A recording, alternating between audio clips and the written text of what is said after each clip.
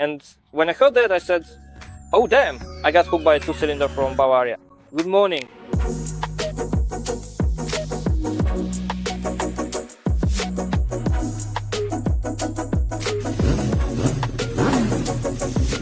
This is Tomek speaking. I'd like to talk to you about a few motorcycles. First up, the BMW F800R, remember it? That naked bike from Bavaria. A two-cylinder 800. Admittedly, it wasn't exactly a beautiful or charismatic motorcycle. Then came the F850 GS, which marked the beginning of a new era, or rather, the new era of BMW's two-cylinder bikes.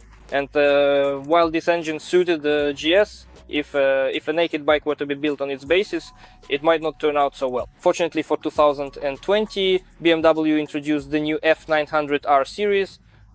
They took the engine from the 850, and when I heard that, I thought, oh damn, it's gonna be a flop again. Once again, it would be a naked bike aspiring to be sporty, but unfortunately not fitting in at all. But today I took it for a ride, because it turned out that BMW took that two-cylinder 850, bored it out a bit, tweaked it here and there, and turned it into a 900.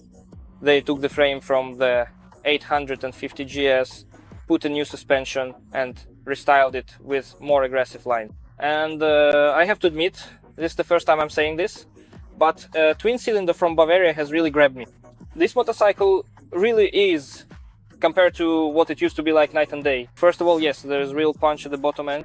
You can feel the torque, you can feel the power, you can tell this bike wants to go from the very first moment you twist the throttle. There really is pull, there's character. On top of that, the chassis works really well. This motorcycle leans into corners beautifully, it's easy to flick from one turn to another, and it just feels great to ride. There's definitely excitement when riding this bike, and you can easily fall in love with it. Of course, it's not a radically sporty motorcycle, but it's a naked bike, meant to be versatile. So yes, it has a narrow handlebar, which makes it great for weaving through traffic in the city. Besides, the design is very compact, because this motorcycle is very short, as you can see. It's really small for a 900cc bike.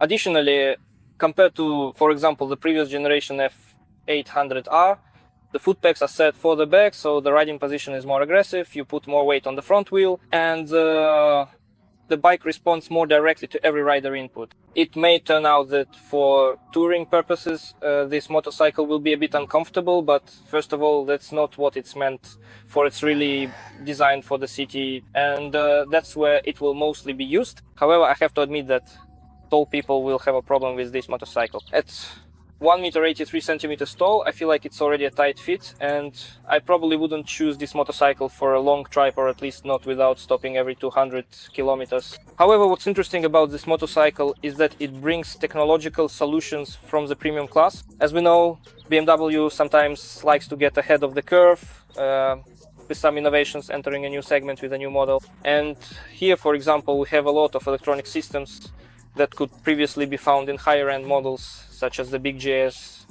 the S1000XR, or the S1000RR. For instance, we have Dynamic ESA, which is a semi-active suspension system, unfortunately, only on the rear shock absorber. The front has fixed settings, but it must be said that they are perfectly sufficient for dynamic riding. Additionally, they are comfortable. It's all very, very well balanced, but of course that's not the end of the technological features, because this model is equipped with a 6-inch TFT display. After all, how could a new motorcycle not have a large display these days? It's necessary for systems like Bluetooth and navigation. Yes, you can connect via an app and transfer navigation directions to the screen. There are riding modes, including Dynamic Pro, which means you can customize each area of the electronics to your liking, such as ABS, riding mode, throttle response, traction control, and wheelie control. In addition, there's the MSR system, which is basically an anti-hopping assist. When you downshift too aggressively, the system prevents the rear wheel from slipping by gently opening the throttle, so that, God forbid, you don't lose traction on sand or wet surfaces. Safety is at a high level, and surprisingly, these systems actually work. Surprisingly. Modern systems in particular work very well. As for the ride itself, because after all, a motorcycle isn't just about electronics, the brakes definitely deserve praise. The front brake in particular is very sharp, and on top of that offers excellent feedback. The rear brake, on the other hand, is unobtrusive, and if we add ABS to to all this coming back to electronics, again, it's not overly sensitive and really lets you do a lot without interfering unnecessarily. It turns out that you can really have a lot of fun with this motorcycle, so I think it will appeal to a wide range of age groups, and most importantly, it will perform well in virtually any use case. And that's the kind of motorcycle concept I can get behind. Especially since, considering all these features, it's actually priced quite reasonably. The base version costs 39,900, which is exactly the same as the Yamaha MT-09. And that's also the price range of the KTM Duke 790. The Triumph Street Triple 765R is probably a bit more expensive, so that's another plus here. We'll see how BMW holds its own when it enters a more serious showdown with these formidable competitors. Be sure to stay tuned for more details about this motorcycle in one of the upcoming issues of Shot Motorcycle. And if the first test bikes arrive in Poland, we'll definitely compare this motorcycle with its competitors. In the meantime, I'm saying goodbye to you. I'm saying goodbye to BMW. See you next time. Bye!